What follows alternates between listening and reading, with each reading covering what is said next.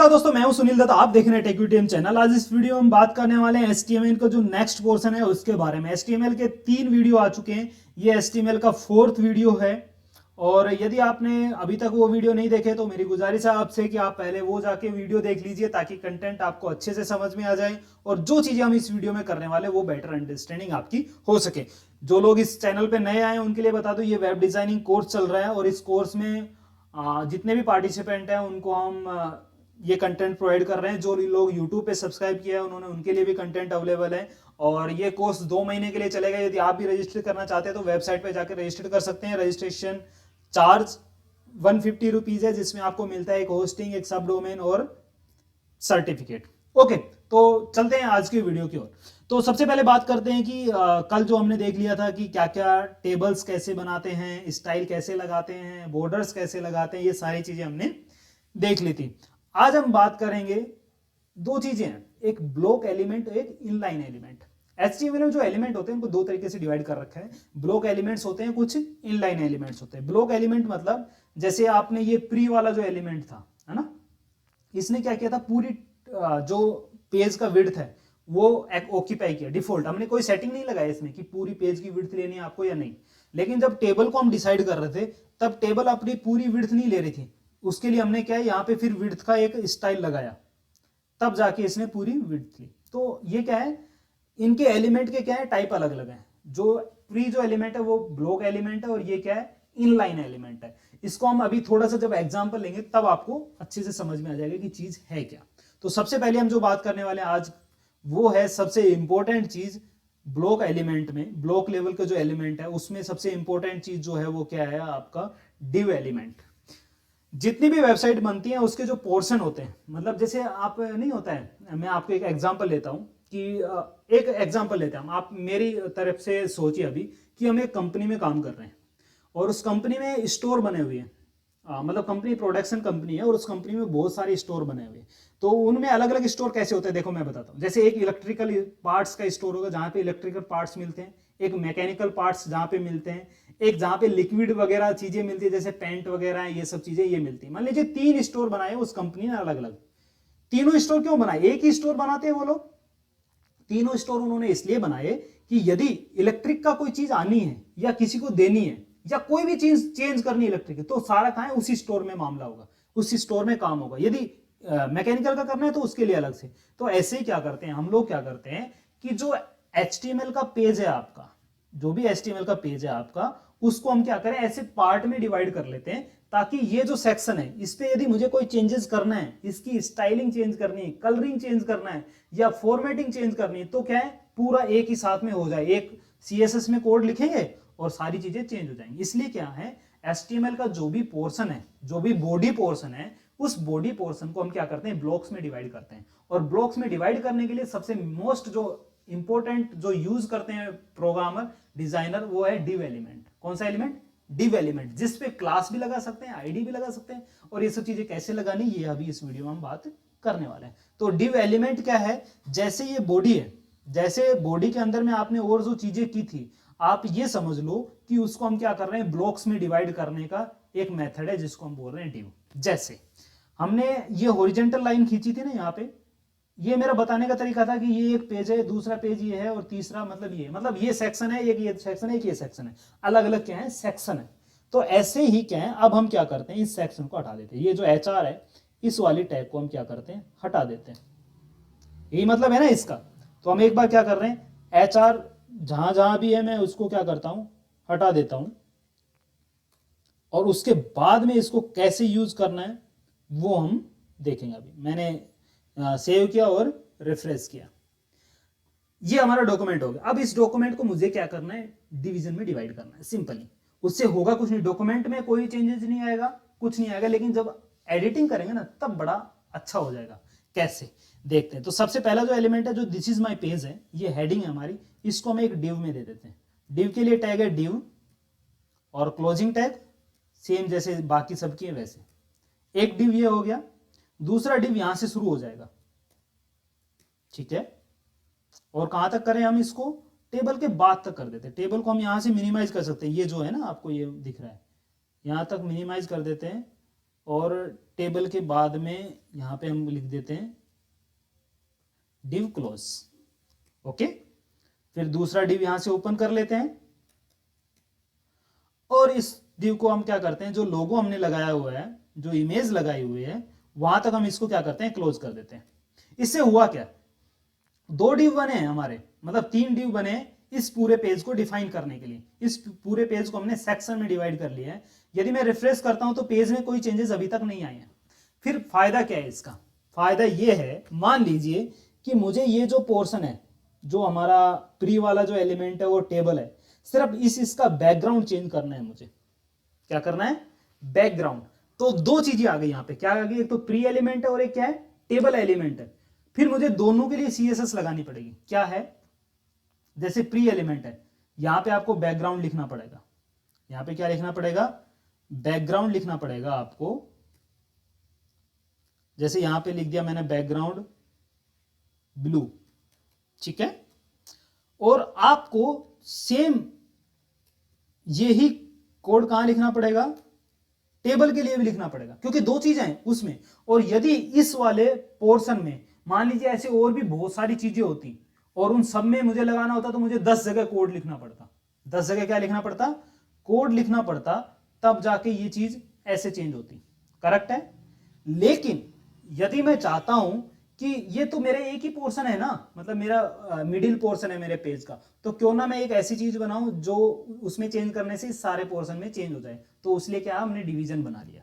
अब डिवीजन में कैसे करेंगे, देखिए मान लीजिए कि ये हमने एक डिवीजन बनाया था और हम लोग क्या कर रहे हैं, यहां पे डिव के लिए अब क्या करते हैं, यहां पे क्लास लगाते हैं। डिव के लिए हम यहां पे सेम वही, जैसे यहां पे सीएसएस लिख रहे थे ऐसे यहां पे सीएसएस लिख सकते हैं। जैसे वहां पे हमने सीएसएस लिखा है बाकी के लिए, यहां पे भी हम क्या करते हैं, सीएसएस लिख देते हैं और यहां पे हम कलर दे देते हैं ब्लू।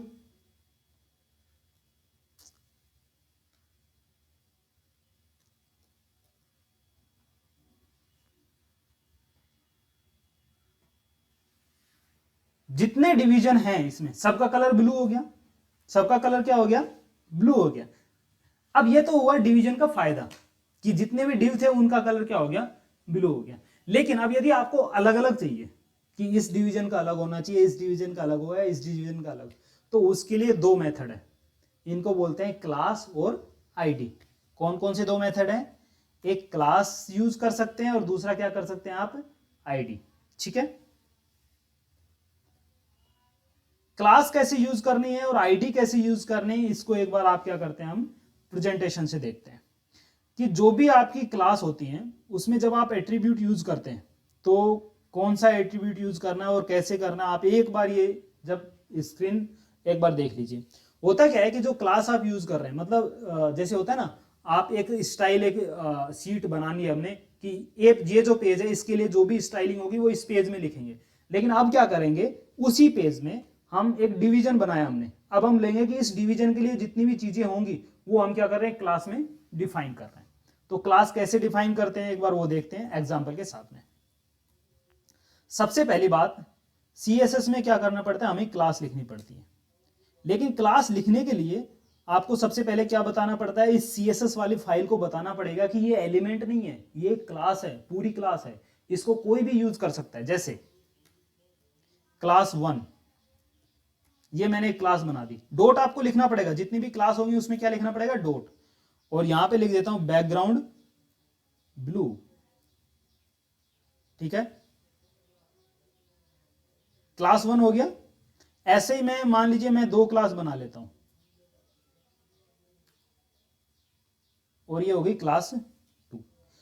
अब चेंजेस कुछ होगा क्या, अभी तक कुछ नहीं होगा, क्योंकि हमने अभी भी आपका जो मेन एचटीएमएल पेज है उसमें कहीं पे लिखा नहीं है कि ये डिव पे कौन सी क्लास अप्लाई होनी चाहिए। अब जैसे ये डिव है ना, इन डिव पे हम क्लास लगा सकते हैं कि ये जो डिव है इसमें ये वाली क्लास लगनी चाहिए। वो कैसे लिखते हैं, क्लास इक्वल टू क्लास 1, जो आपके कोड में जो क्लास लिखी है वो क्लास लिख दीजिए यहां पे, क्लास इक्वल टू क्लास 1। मतलब ये जो डिवीजन है इसके लिए क्लास कौन सी ले लो आप, क्लास 1 ले लो। क्लियर है। क्लास 1 में हमने कलर क्या दिया है, ये अलग अलग कर लेते हैं। क्लास 1 में कलर कर लेते हैं हम रेड, ताकि आपको समझ में आ जाए, और यहां पे हम कलर कर लेते हैं येलो। ठीक है, अब बात आती है कि इसको सेव करके रिफ्रेश करते हैं, एक बार देखते हैं क्या चेंज। देखिए हमने डिवीजन 1 पे क्लास 1 लगाया था तो रेड हो गया। सीएसएस एक बार देखेंगे, जो डिव है उसके ऊपर ब्लू लिखा हुआ है, मतलब डिव का डिफॉल्ट तो ये होना चाहिए था। लेकिन यदि डिव को आपने क्लास डिफाइन कर दिया कि ये ही क्लास को यूज करना चाहिए, तो इस क्लास में जो फॉर्मेटिंग यूज करेंगे वही फॉर्मेटिंग होगी। अब यहाँ पे यदि आप चाहें कि टेक्स्ट अलाइन लिखना तो वो टेक्स्ट अलाइन भी लिख सकते हैं, और सिर्फ इस डिव का जो टेक्स्ट है वो सिर्फ क्या होगा, सेंटरली अलाइन होगा, बाकी किसी डिव का नहीं होगा। देखिएगा सेंटर लाइन हो गया।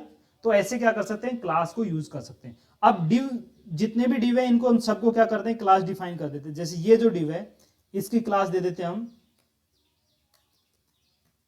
क्लास 3, ठीक है। और यदि इसको भी चाहते हैं आप क्लास डिफाइन करना तो इसको भी कर सकते हैं क्लास 1।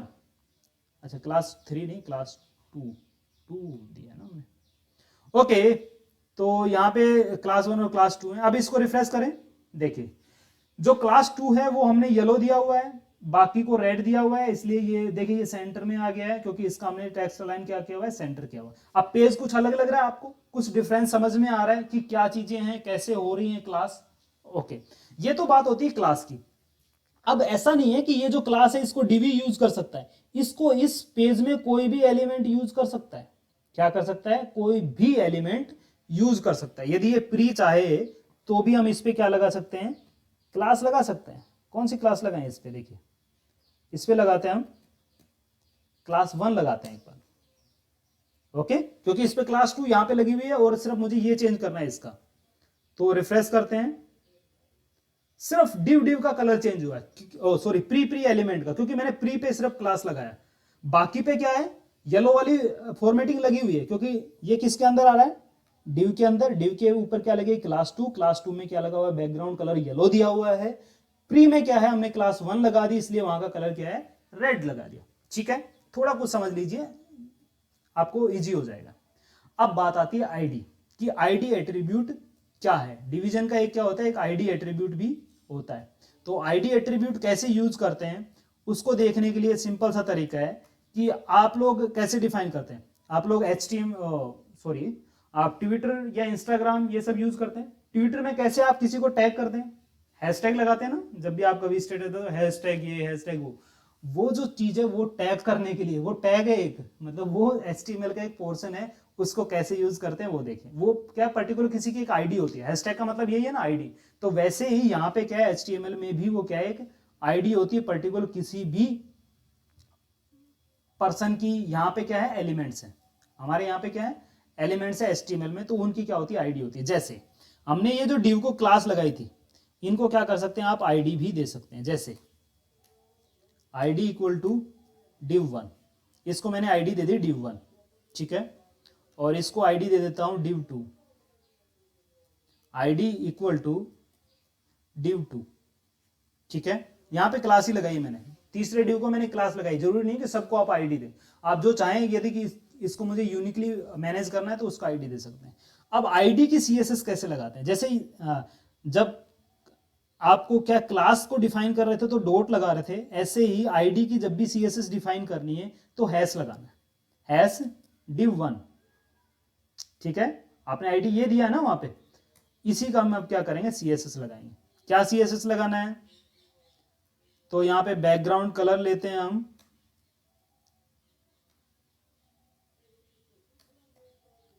और कोई भी एक कलर ले लेते हैं हम यहां पे, ग्रीन, ग्रे, जो आपको लेना है, ठीक है। div1 पे हमने ये लगा दिया। अब div1 कौन सा है, किसको हमने div1 बोला है, फर्स्ट वाला जो है वो div1 है। एक बार रिफ्रेश करते हैं, div1 ये है, ठीक है।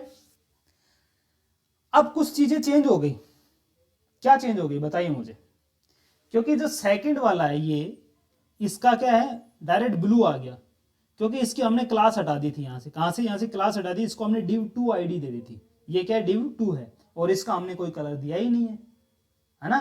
तो यदि इसका कलर आप देते हैं तो येलो दे दीजिए, जो भी आपको देना है वो आप यहां से डिफाइन कर सकते हैं। कहने का मतलब क्या है कि जो डिवीजन है, जितने भी एलिमेंट है, उनका क्या है, हम क्लास डिफाइन करके भी CSS लगा सकते हैं, उनकी आईडी डिफाइन करके भी CSS लगा सकते हैं, या एलिमेंट का यूज करके भी CSS हम लगा सकते हैं।